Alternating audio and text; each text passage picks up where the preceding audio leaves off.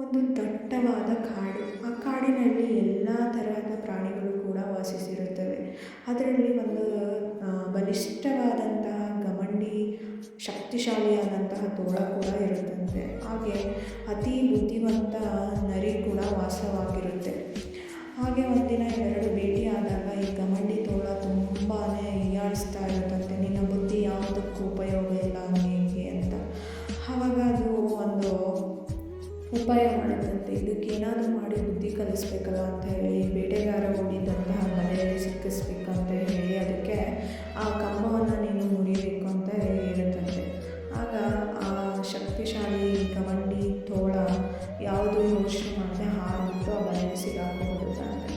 ಸಿಕ್ಕಾಕೊಂಡಾಗ ಅದು ಹೇಳುತ್ತಂತೆ, ನರಿ ನಿನ್ನ ಶಕ್ತಿ ಯಾವುದಕ್ಕೂ ಉಪಯೋಗ ಇಲ್ಲ, ಫಸ್ಟು ಬುದ್ಧಿಯನ್ನು ಉಪಯೋಗಿಸು ಅಂತ. ಈ ಕಥೆಯಿಂದ ನಮಗೇನು ಗೊತ್ತಾಗುತ್ತಪ್ಪ ಅಂದರೆ ಶಕ್ತಿಗಿಂತ ಯುಕ್ತಿ ಮೇಲು ಅಂತ ತಿಳಿಯುತ್ತೆ.